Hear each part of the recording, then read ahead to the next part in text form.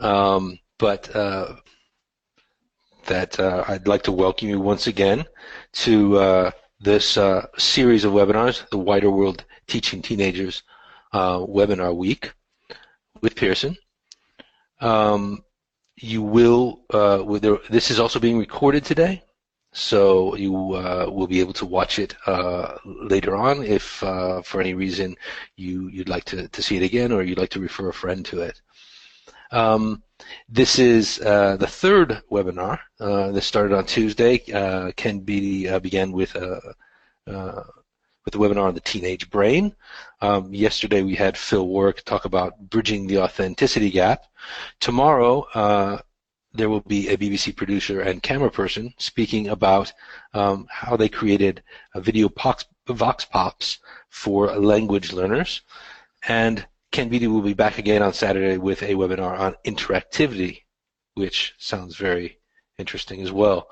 Today, it's going to be me, Brian Enqvist, and Elena Merino. I'm going to ask Elena to come up on the screen now if she'd like to, so she can introduce herself as well. All right, yeah. Hello, everyone. There. Yeah, okay. I hope you can hear me. And I can hear you. I can hear you, Elena. So that means that everybody can hear me. Okay. I would hope so. We'll hope so. Yeah. So let me introduce myself. My name is Brian Enqvist, and I'm the Teacher Training Department Manager for Pearson in Spain and Portugal. Elena will introduce herself in a moment. I'll just say a few things about myself. I'm from the United States. I've been living in Spain now for over half my life, which is about 25 years now.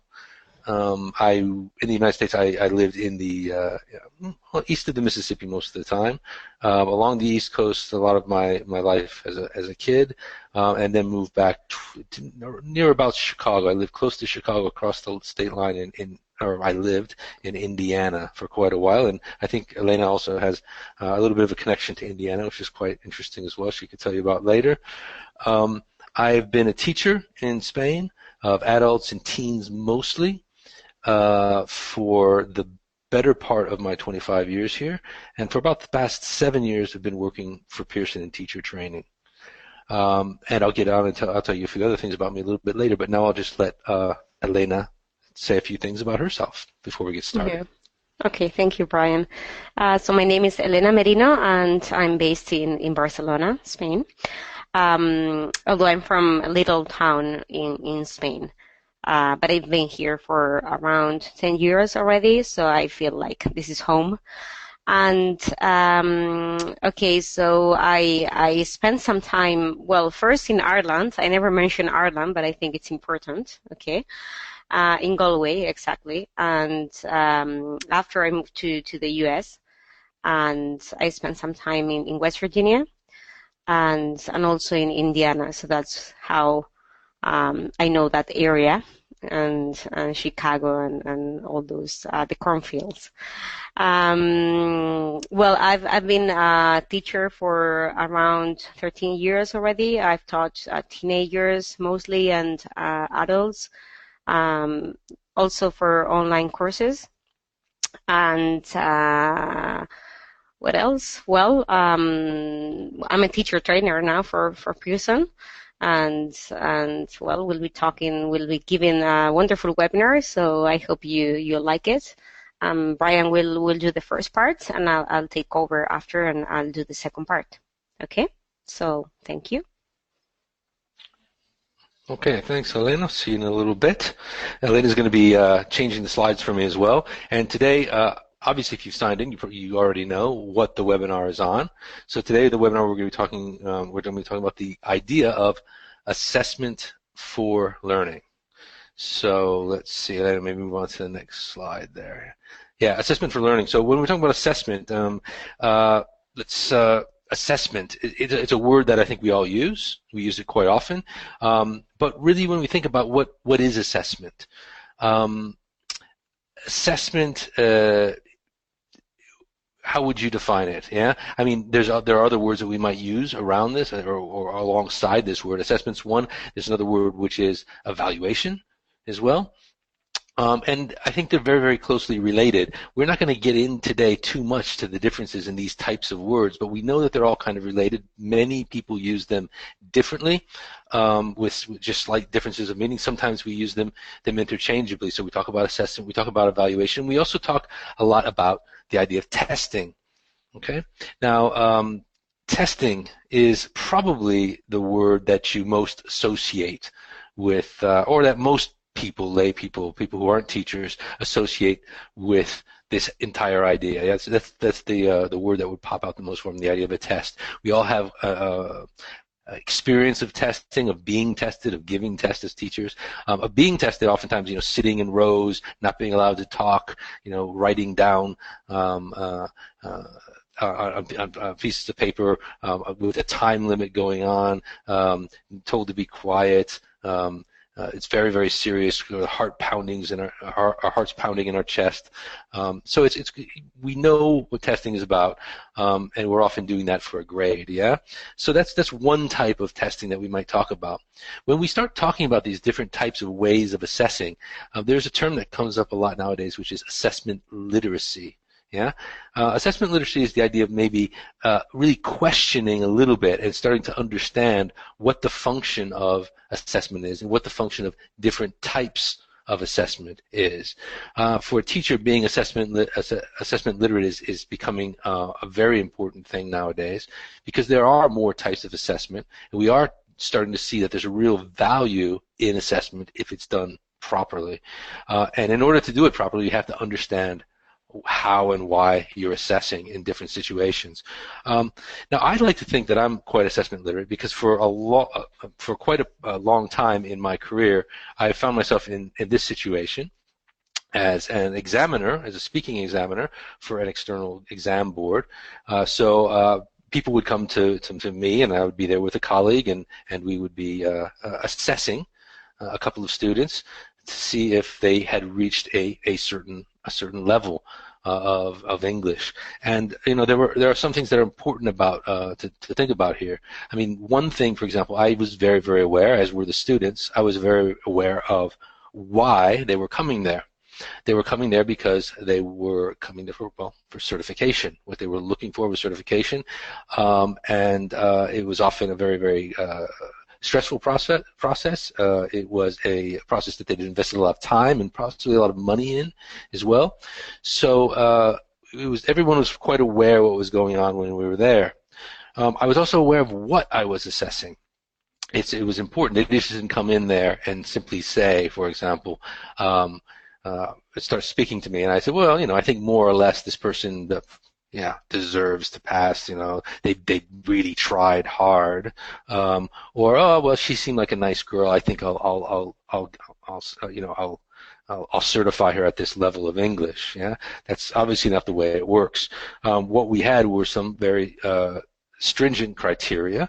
Over on the side here, I have a tick list. That's not actually any kind of criteria, but you would be what you would do is decide if the person had reached a certain level, if they had exceeded expectations, or if they maybe were a little bit below expectations for that level, but around a number of different criteria. For speaking, for example, you'd be looking at things like fluency, obviously, and accuracy. You'd be looking at how their interactive communication, how they talk to one another. You'd be looking at the range of vocabulary, the range of grammar. But even within those areas, you would be looking at other things. So, for example, in terms of language points, for example, or language that they might be using, you might expect certain language from them. You might expect certain types of pronunciation, a certain level of pronunciation from them. So the criteria could be quite general, or could get quite specific as well. So there was quite a bit of criteria involved, and what we were doing basically there was gathering information. Yeah. Now there's a lot about information. We'll talk about this a little bit later, but there's a lot of information out there nowadays. We live in a real information age. But the way I gathered information here was actually quite simple in some ways. I gathered information by listening to the students. It's deceptively simple, because at the same time, obviously, I'm gathering information from them just by listening, but the tasks themselves, for example, were designed to sort of draw out some of the things that we needed to hear from the students. And we were trained to listen for certain types of things. So you were very, very aware of what you were listening for. So gathering information can also go alongside sort of interpreting information as well. We'll just kind of group those together, the idea of gathering and then sort of interpreting the information and the results. And there was one thing that I really didn't do so much in this process, which is it's interesting to point out, which is the idea of using feedback effectively. I did not actually give feedback to these people. They normally receive feedback months later in the form of a letter which would arrive to their homes, addressed to them. They'd open it up and they'd find out if they'd passed the test or not.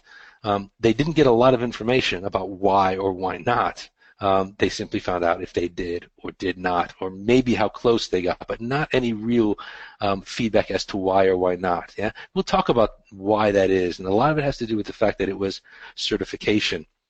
So let's see. Today, what we're going to do then, once again, we're going to be talking then about this idea of assessment. So, and types of assessment. So, what types of assessment do we know? We're obviously going to be talking today about assessment for learning.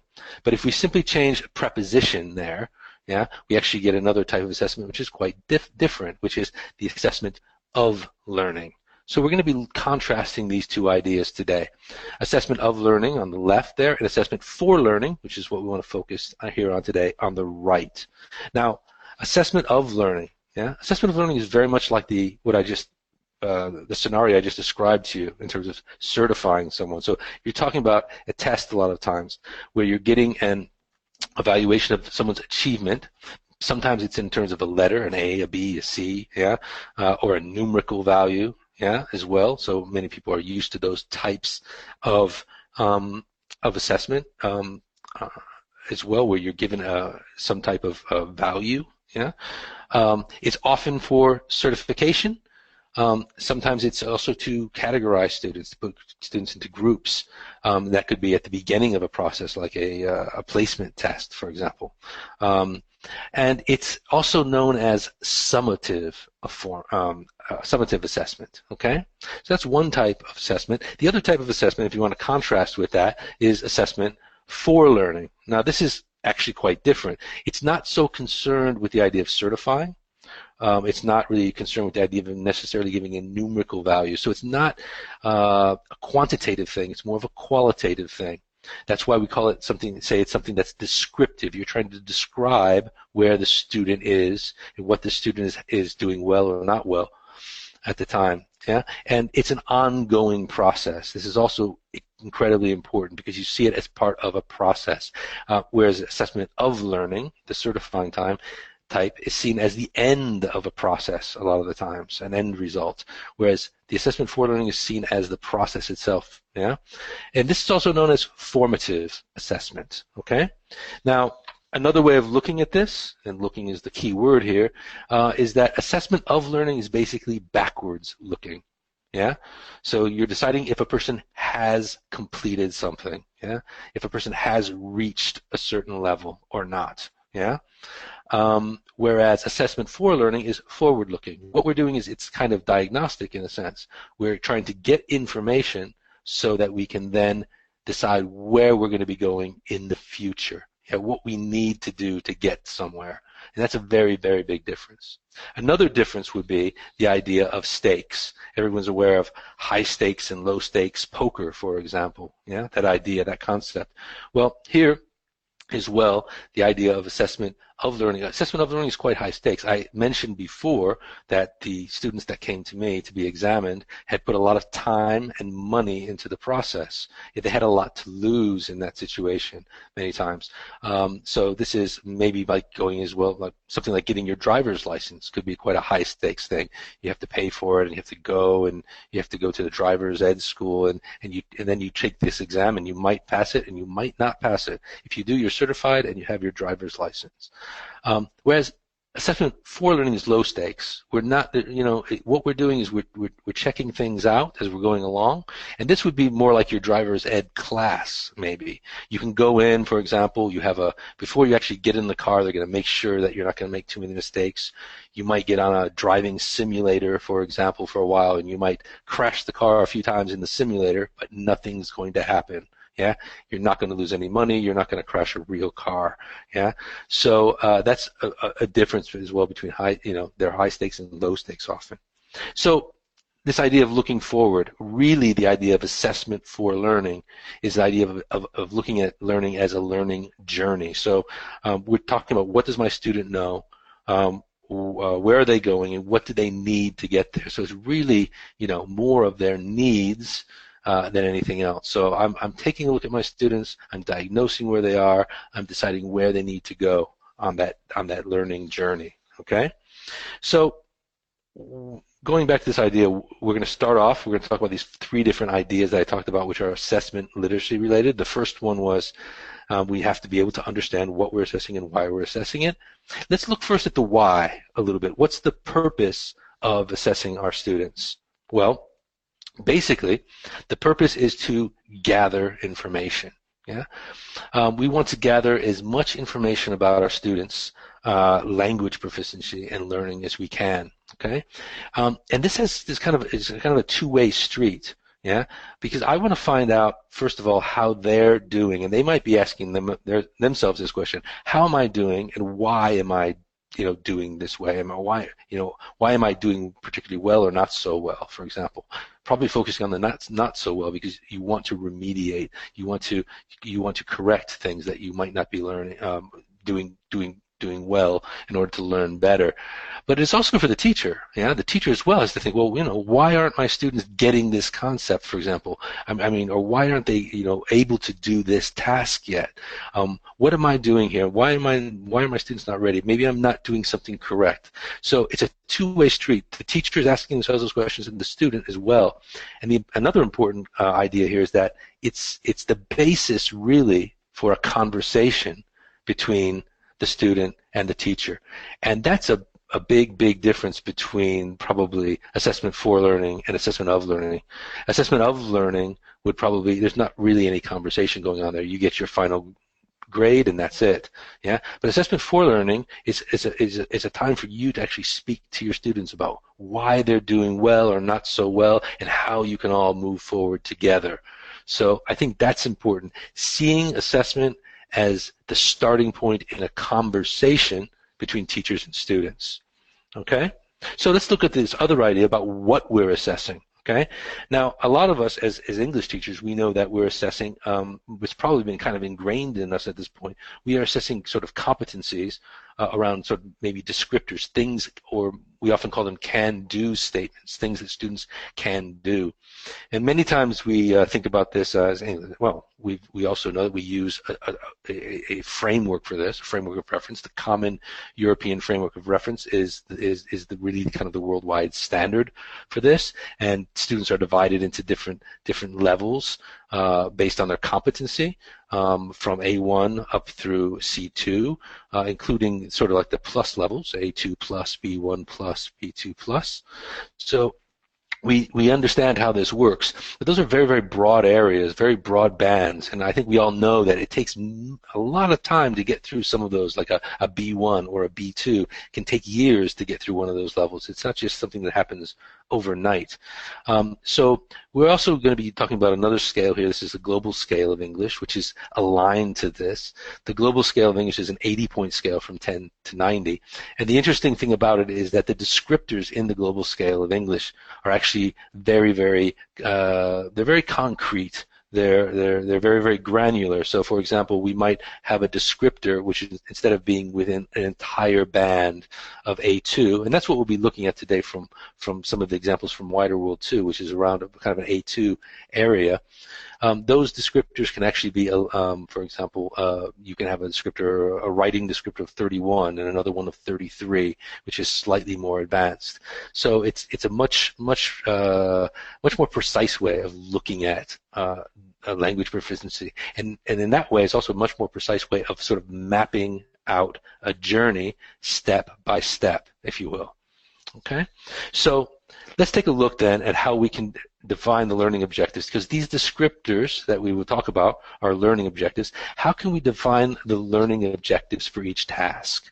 Okay, so here's a little thing I'm going to show you here. I don't know if you can see it too well, but if you can take a look at your full screen, yeah, you might want to start thinking of what the learning objective here is. Okay, the learning objective is actually quite clearly described. So if you take a look at it, there is a learning descriptor here for speaking, which is simply, and I don't know if you can look at the next slide. The learning descriptor is something from at the cinema. Yeah, I can buy a ticket at the cinema. So this is the learning objective for this particular section of the course. Okay? So this is a very, very small and very specific skill. Yeah? And that's easier to look at than looking at something very, very broad and very general. Okay? So this is important. Yeah? Because we have to think about why we should share these learning objectives with our students as well. Okay, these things help them to reach their goals. It creates a sense of direction. Students know why they're doing something and what they're doing. They have a goal to work towards. They're much more aware of their own learning responsibility. If you actually tell them what the objective here is, they'll be much more responsible about taking on that responsibility, and they'll be more independent as learners. Now, when should we share those objectives with our learners? A lot of times, I think it's good, because we're talking about the sense of direction. It's good to do this at the beginning of a year, the beginning of a lesson, etc. Yeah, because what we're doing is we're helping them to reach their objectives. Yeah. It could be certification at the end of that road, for example. It would also be things like a job or things like that, but it could be certification. And all along the way, what we should be trying to do is really instill a love of learning. And we're going to instill a much greater love of learning in our students if we give them goals which are achievable, yeah, and step by step. Okay? So, continuing on this idea of how we're going to share these learning objectives with our students, there will be quite a few, for example, within a course. If we take a look at the next slide, for example, we'll see as well that here is another section of a course. Yeah, and one thing that we can do here is actually just simply point out or read this descriptor. Okay, so if we take a look at this descriptor, yeah, I can ask and answer questions, yeah, about habits and routines, okay, is what we have there. And if we want to as well, we might just simply point this out to students, or we could actually have the students predict what they need to do. So they can actually, we may want to cover that up and then have them look at it and decide. There's many different ways of looking at the different objectives. It'd be a good idea to vary how you look at them, but it's always important to make sure the students know why they're doing something. I mean, if you think about it, if someone told you to do something as an adult, anything, I don't know, you would probably, the first question would be why? Why am I going to invest my time in this? Yeah, I know as an adult, as just about any normal person nowadays, my time is quite limited. Yeah, I want to know that I'm doing something for a reason most of the times. So that's something that we have to think about with our students as well. They also want to know why they're doing something, and they have every right to know. This is all that learning objectives is really about. So we can talk about learning objectives, and we can talk about learning outcomes as well. Here, for example, you might think about learning objectives as WALT here, W-A-L-T. We are learning to do something, and the outcome, yeah, what I am looking for in this, specifically. So we know that this was a thing about the learning objective here was about we are learning to ask and answer questions about habits and routines. Okay, but what about the WILF here? Can anybody think about what I am learning for is about. Yeah, if you take a look at that, you might get a little bit of an idea. And if you're a teacher, if you've been a teacher for some time, this is something that I did quite a few times as well. I would often, when I would look at, for example, course book material, yeah, I would almost never start at the beginning, yeah, of that section or that unit I was looking at. I would always look at the end, yeah, and then I would work backwards. Yeah, and I think there's actually a reason for that. I mean, you get an idea of the step-by-step process much better. So if you look at the end of that page, actually 7, what I'm looking for here, so the learning outcome is, it involves the outcome and the assessment, okay? So an outcome is expressed differently here.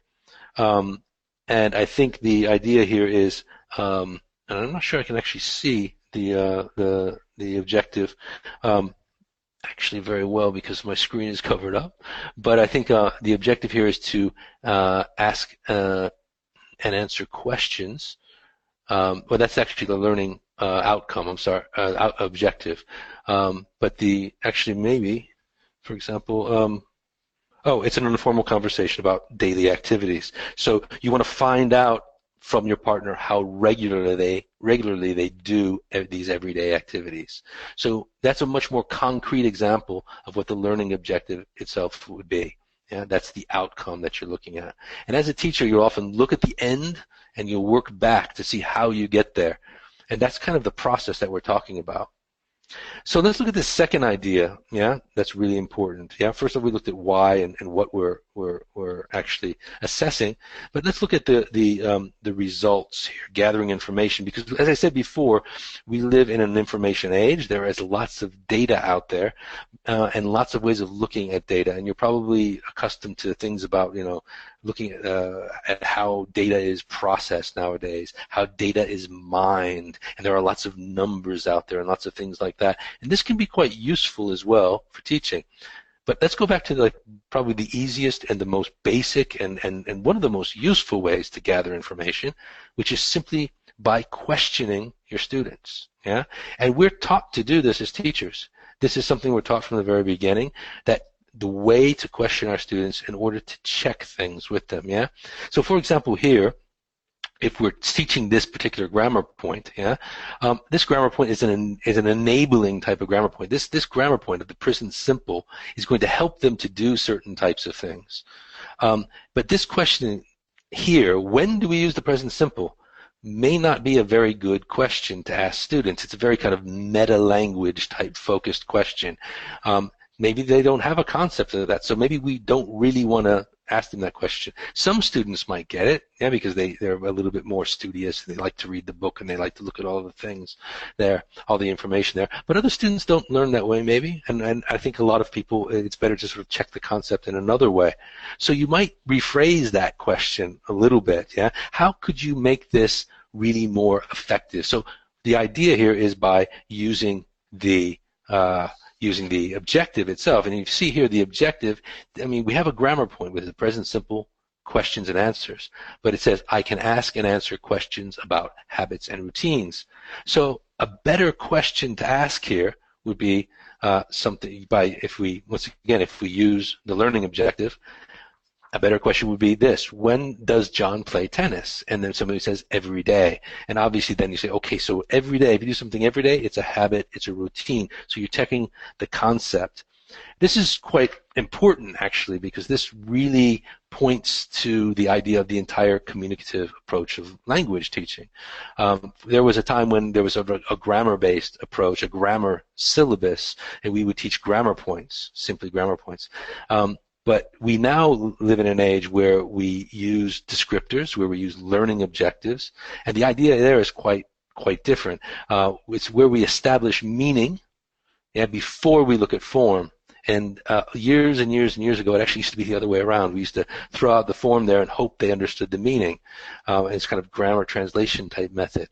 And I think nowadays communicative language teaching has actually given rise to this. So this explains, I think, why learning objectives or descriptors of communicative competence eventually gained prominence over this kind of purely grammar-based syllabus, because it's much more effective for checking where your students are and if they understand a concept.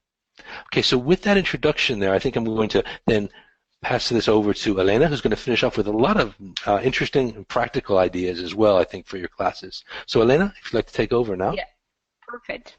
Okay, thank you, Brian. All right, so we continue with the idea of gathering information.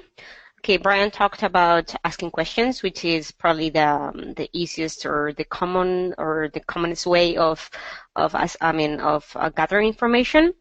Something else we could do is have something more like a visual thing. Okay, so this is what I call the achievement board that you can have on the wall. So you can use any of the learning objectives from the course book. For instance, we can have the vocabulary objective, which is to talk about cultural activities, likes and dislikes. Okay, you have your objective there. And then you have 3 envelopes, which contain 3 different pieces in 3 different colors. So, well, you can imagine this is representing a traffic light. So the red one is probably something bad, and the one in yellow it's middle, and green is good. Okay, so the students, they read the objective, and they're going to pick the color they think that describes them better. So I don't understand in red. Okay, if they feel they kind of get it, but still need some practice or some extra help, they can get the yellow piece, and then the green one is if they feel confident. Okay, so after they all post their piece on the board, and this is good for them and for you. To gather information about how the class is understanding this specific concept or idea or skill or whatever you're teaching, okay, or that lesson. And this is really, really good because it's very visual, and well, it's something you could do, okay? So this is the analogic way of doing it, but I'm sure you know there are other digital and maybe more efficient ways of gathering information and also getting this kind of information. Okay, so I'm going to show you a digital tool. We have a Pearson. Okay, it's called My English Lab. So here, the students they've done their homework, okay, their activities, and they've received a grade, as you can see here. So 2%, 78. Etc. Okay, but as a teacher, and also the students see this, okay, each student see their grades, of course. You can have a color-coded type of grade book, so it's also very visual to see if there are any problems in the class. And also the good thing about this is that you have a summary at the bottom. I'm sure you can see it. Okay, summary says it's 43%. It's giving you a number, but also color. So in this case, it's orange, and orange in the traffic lights is not very good. Okay, so this type of information you're gathering from your students is very good because that's going to tell you whether you need to do something about it in your classes, whether you need to modify your teaching, if you need to recycle some kind of concept. Okay, so that's good. And one more benefit you can get from digital tools is the common error report. Okay, so apart from giving you the numbers, okay, and the colors, they're telling you what are the main errors in your classes. Okay, so after the students have done different activities, you can get this kind of feedback. Okay, and if we look at the exercise number 1, when it says grammar, okay, let's see, it says working, that was the right answer, okay, in green, and work, that's what 7 students chose, and that's wrong. Okay, so if you look at this, it can give you a clear idea of what's going on in this class. So there are 7 students out of, I don't know how many, I think probably 15, okay, that they have problems to understand the difference between the present simple and the present continuous. Okay, so maybe you need to do something about it. And this is really, really useful because we could obviously do that in class too. Okay, after we correct some some writings or some tests, we could have a list of the common errors, but it's easier if there is a digital tool that is giving us this information. Okay, it's going to save us a lot of time. Okay, more ways to gather information. Well, this is something we all do, is through tests.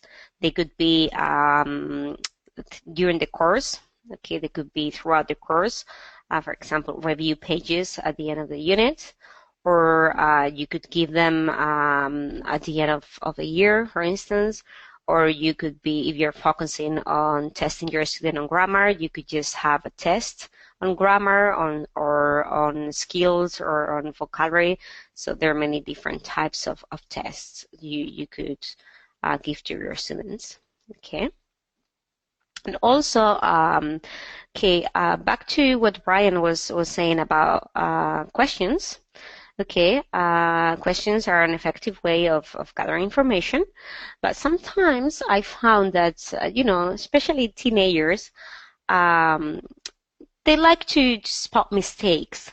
So it's good if, as a teacher, sometimes you make false statements so that students, tell you, teacher, that's not what you need to do, or you need to say. For example, if I say, I want to know how regularly Mike plays football, I will ask, are you playing football? And I'm sure there'll be some students who are going to prove you wrong, okay, and are going to say, well, that's not the right way of asking it, teacher. Okay, that's wrong. And I think it's an effective way of gathering information and see if they really understood what you were explaining. Okay, in this case, this grammar point. Okay, good. All right, so we said we basically today we're going to talk about what and why assessing is important. Okay, then gather information. And then number 3, which I don't know if you remember. Okay, but let me see. So number 3, okay, it's a very important point. If we look at this interesting study conducted by John Hattie, it was done 5 years ago. It was a meta study about different factors that affected learning. Okay, and you can see the list here. And it was a meta study. He did in over 800. He did over 800 studies. Okay, and he covered around 80 million students. So it's a big one, okay, with a big sample. So he saw that, for instance, let's see, student motivation, number 7, was there, okay, but that was still number 7. And that's interesting to see, because, well, for us, well, I think, at least for me, motivation should be on the top 3. Okay, but maybe that's not the case. Okay, or number 12, that's interesting. In Spain, for instance, homework. There's been a lot of discussion and controversy around homework in Spain lately, because parents they have started to complain about the amount of homework that teachers give to their students. Okay, and this is interesting because they don't see homework as an effective tool for learning, but it's there. It's number 12. Okay, good. So number 1, discover. Yeah. So what do you think number 1 factor is affecting learning? I'm sure you know. Okay, it is feedback. Okay, feedback is number one affecting learning. So that's why we're going to talk about using feedback effectively. All right? Yeah, so we've gathered information, and now what do we do with it? Okay. Well, this obviously involves giving feedback to students. Okay, you give feedback to students. We talked about giving them a numerical value. Okay, so we can give them a 6 out of 10. But what happens with this? Well, as soon as you see their grades, okay, look at it, compare to each other, and that's it. I mean, we're not telling them what's right, what's wrong, or how can we help them to improve. Okay, that's why there are some researchers who said that comments are really powerful if we want our students to improve. Okay, so we have a comment here. Use different describing words for very good, what about wonderful, and fantastic. Okay, but instead of having this as a dichotomy, okay, they said in their studies that it is more powerful if we give them a number and the comment, so both together, okay? But we need to be careful with comments. Also, sometimes we know that students don't read comments.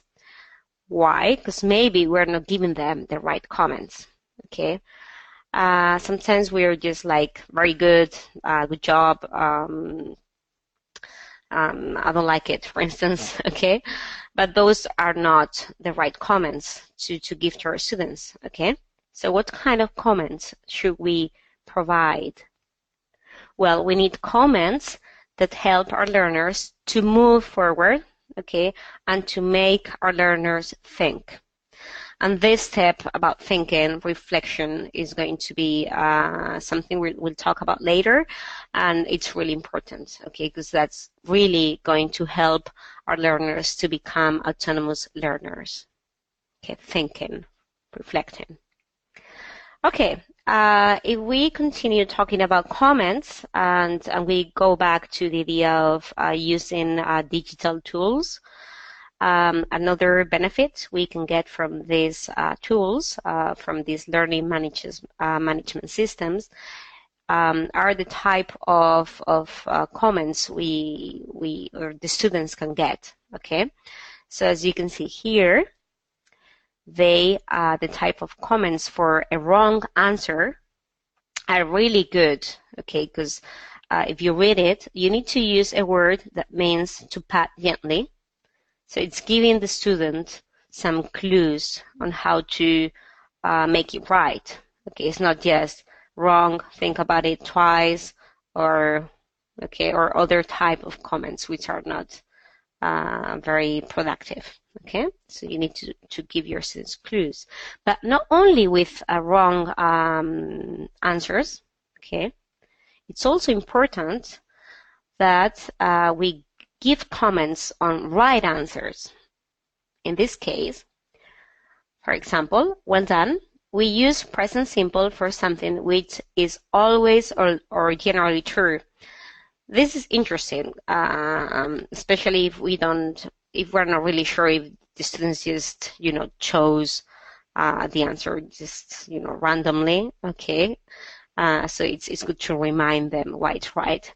And like I said before, I mean, teachers don't have much time to write comments for students to every single task. Okay, it's time consuming, so obviously you can't do this all the time for every task and throughout the whole year. So that's why if you're using any kind of digital tool, that this is going to help you a lot. Okay, it's going to save a lot of time.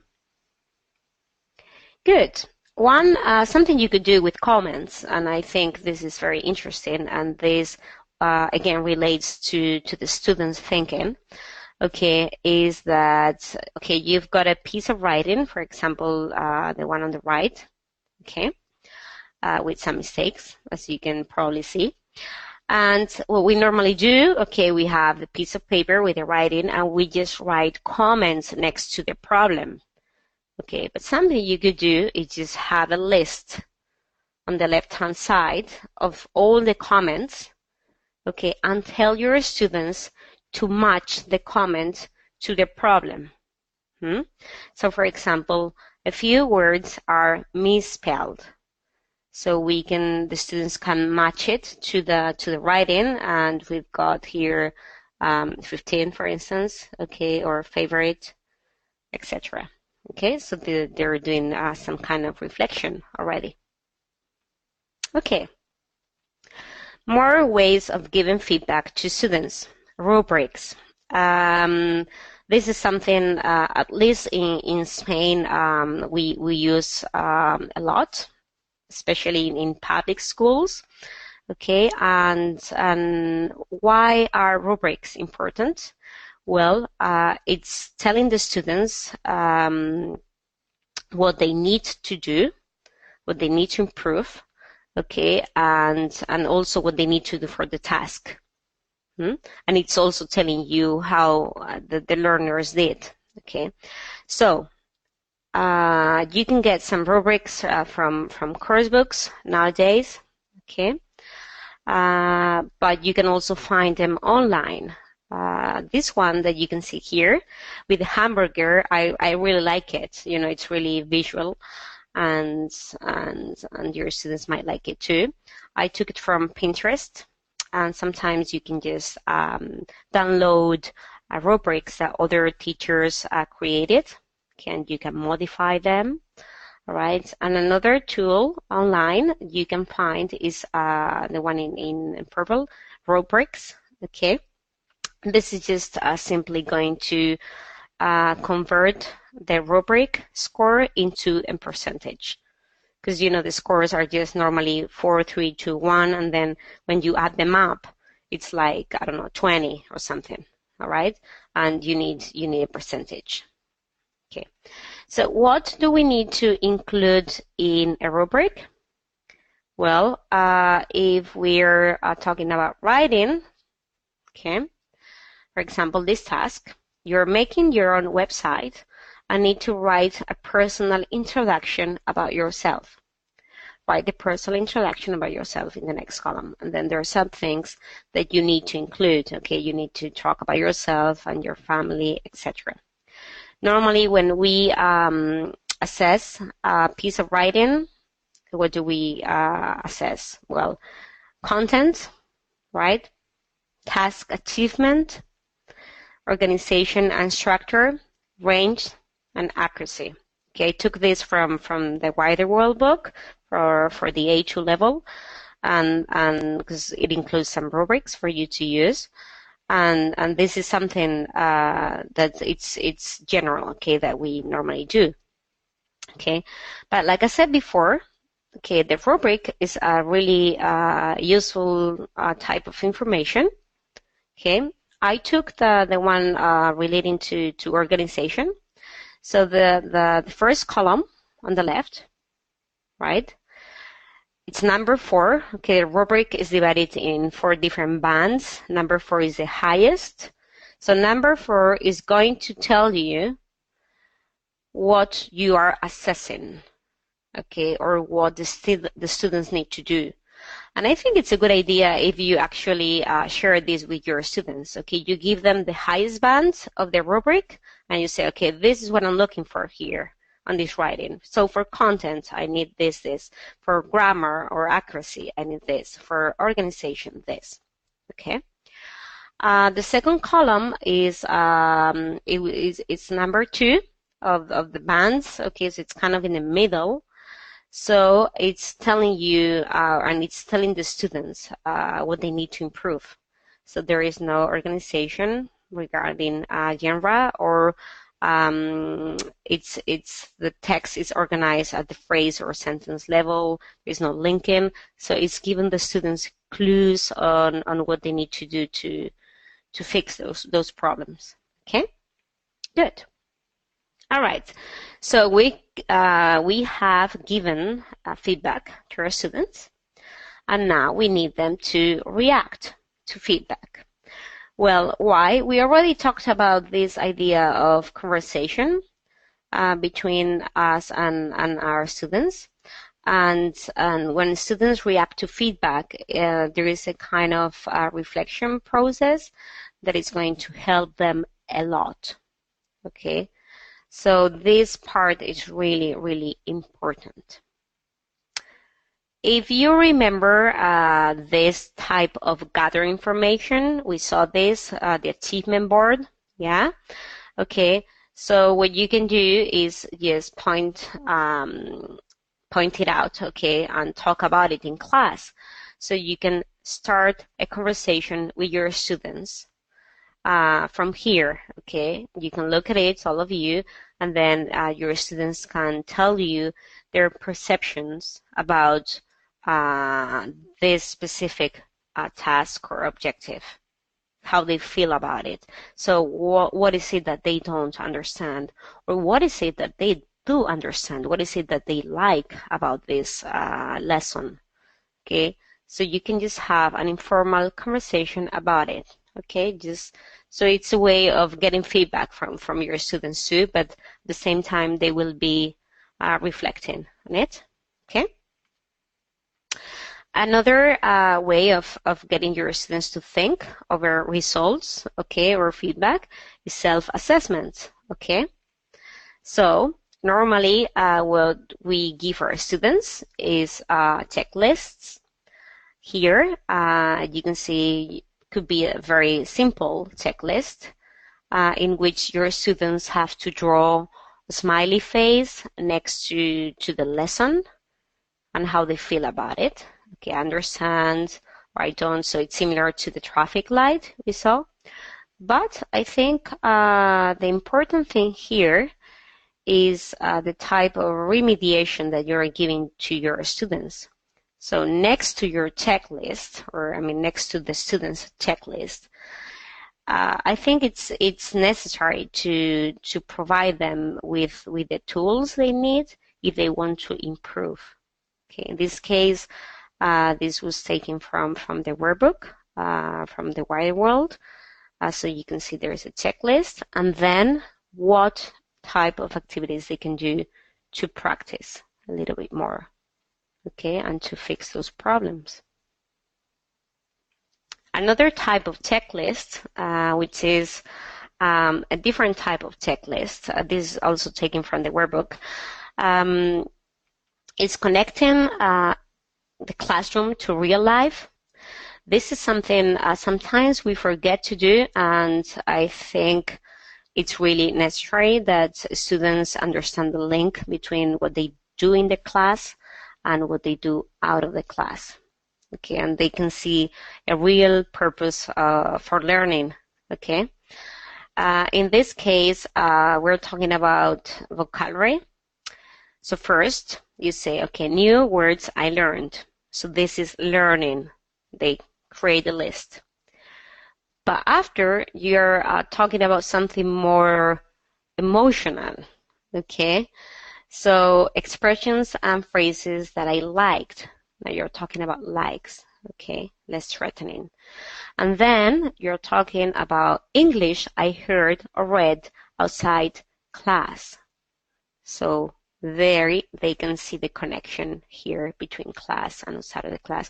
And this is probably going to be engaging and motivating, because I'm sure they're going to try to find ways of using or listening to English outside of class, okay, or reading English, okay. All right, another way of students reacting to feedback, okay, it's a learning portfolio. This case, we're talking about writing. What we normally do with writing portfolios is we tell our students, okay, now you're going to keep your writings, the ones you did throughout the course, you keep them in a folder. But that's not enough, okay? We need to make our learners think about what they did, okay? So something we could do, okay, here you have some tips, is they can write a final note explaining how they see their progress. Okay, or they can tell you what they think they need to improve. Or they can tell you what they think is the best piece of work and why. Okay, so not only looking at the things they did wrong, okay, but we also need to try to create this positive atmosphere. You can also give them the chance to improve their worst piece of writing, okay, or even better, you can tell them to select or choose their best piece of writing and make it public. So maybe if you have a blog in your classroom or something like that, or like a learning management system in your schools, they can do that. Okay, you can talk to other departments, you can talk to the school and make it public, and they'll feel proud about it and think about it, and maybe they will want to improve it, even if it's the best piece of writing. If they want to make it public, okay, they want to improve it. All right, something else they could do, okay, to reflect on their learning and on the feedback, okay, is to write, okay, the problems they still have on a piece of paper and put it in a box, the confusion box. Okay, so this is a non-threatening way of reflecting, okay, or your students giving you feedback about how they feel, because you want to know who wrote that, okay, and this is something you could just have in your class and just draw one piece of paper from time to time, and you can answer the question, or even better, you can have somebody else answer the question. Okay, one who knows the answer, obviously. And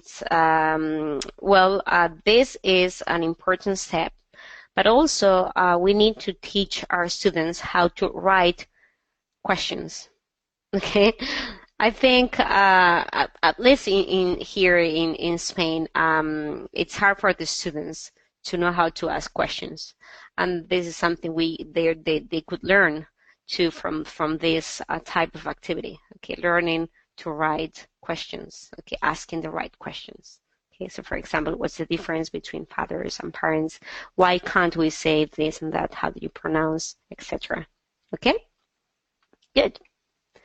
Now, another type of reflecting, okay, is peer assessment.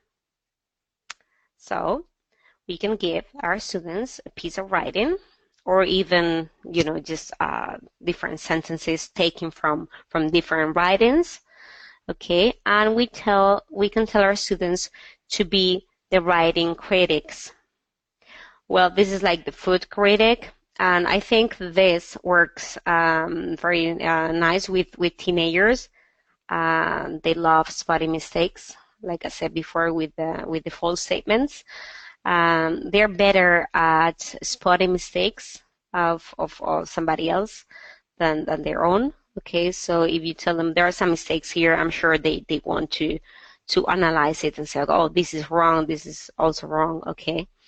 So if you don't want one piece of writing, like the whole thing, so that this person might feel a little bit frustrated, you can just have different sentences, like I said before, from different writings.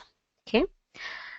Something else you could do, something fun, it's voting. Okay, voting for the best piece of writing or the best piece of speaking. Okay, so this is something that I did with my adult students. Okay, I used Padlet. I don't know if you're familiar with this tool, but if not, it's very easy to use, and you can find a lot of tutorials online. Okay, just go to YouTube and just type Padlet tutorial. Okay. So I uploaded a video as a model of what the students needed to do. and they had to explain some piece of news. Okay, and then they did the same. And after, they had to vote for the funniest, okay, the most original, and the best. Okay, so when you tell your students that they're going to be voted, this is going to motivate them to make it better. And also, if it's like here, kind of online, kind of, well, it's not public because it's in your class. You can make this private to your class, okay? But if they know they're being watched, observed by other classmates, they're going to try to make it better, and they're being recorded in this case, okay? You can have different types of votes. As you can see, I said the funniest, the most original, and the deepest. So in this case, we're not talking about accuracy, or we're not talking about grammar or vocabulary, but you could also add other types. Okay, you could also say, okay, the one with the best vocabulary, or the one with the best grammar or structure, or whatever. So there are many items you could consider here. Okay. Nice. So we've given feedback to our students. Our students have reacted to the feedback, so they kind of reflected on what they did. Okay, and now you're going to adjust your teaching. Okay. So, well, these are 3 simple ways of modifying your teaching. So if you think that there are still ways, there are still concepts that your students don't understand, well, what can you do? Just recycle content. That's very important. Sometimes we just do a lesson, we do a unit, we forget about it, okay? And we don't care how our students are feeling about it. So we need to recycle continuously. Or we can have other students, there is something still which is not very clear. We can have students helping each other. So for example, one student is good at grammar, okay? So this person can help another student who's good at vocabulary, for instance, okay? And that's a kind of cooperative learning. And we can also, like I said, assign more homework, could be paper or online, okay, to help them. And finally, we can do a recheck. Okay, so after we have modified our teaching, we can recheck that they learned. Here, it could be, well, it would be just impossible to go back again and give them more feedback, more comments, more correcting, okay, more grading to our students. That would be the never ending story, okay? So we can just have informal checks, okay? Something you could do is you could buy mini whiteboards for your students, but I know this could be expensive. So that's why you could also use laminated flashcards. You ask a question to your class. For instance, this person makes films and tells actors what to do. The students write their answers, director, okay, and they show it to you. Nobody else can see what they wrote, okay, just you. And again, it's a very clear picture of what your students understood. Okay. Or even better, if you want a kind of peer assessment, you can have the class in 2 halves, ask the question, and then they show it to each other, and they can see whose team is better, for instance. You can make it a competition. You can also use games such as this one, which is very old, Jeopardy. I love games. I love this one. Okay. I'm sure you know how it works, but if not, these are different categories. For instance, the first column would be vocabulary, second one is grammar, third one is general culture, whatever. And then $200 questions will be easier than $1,000 questions. So you have them here, and then you ask your students, okay, just give me a category and a number, okay, or money, and then you just pick it, and they earn the money, and well, it's cool, and you can do this from time to time. And also you can use technology, and I'm going to go into detail on this, but these are different ways of getting feedback from your students to see if they understood. These are kind of quizzes, and then your students just give you the answer, and you can see whether they understood or not. Kahoot is really, really popular here in Spain, and I'm sure in your countries too. Then quizzes, it's similar to Kahoot, and then we've got Plickers and Socrative. Again, if you go to YouTube and you just type in tutorial Kahoot or Plickers, and you find a good tutorial, this is kind of easy to understand. Again, you can apply them to your classes. Concluding remarks. I hope you're still here. Okay. Well, we've looked at these three main things that involved other minor but also important things. We've been looking at what assessment is first, and why and what assessing is important, understanding it. Okay, that was when Brian was explaining this. Okay, we've also seen some ways of gathering information. Okay, collecting information from our students, and then using feedback effectively. So not only giving our students feedback, and not only telling them what they need to do and what is right and what is wrong, but moving a little bit a step farther, okay, and making them think about their mistakes. Okay, this part of reflection, which I think is very important, because this is going to help them to become autonomous learners, and I think this is what is going to help them in the future, in fact. Okay, good. So these are the references that we used, the two studies that we mentioned.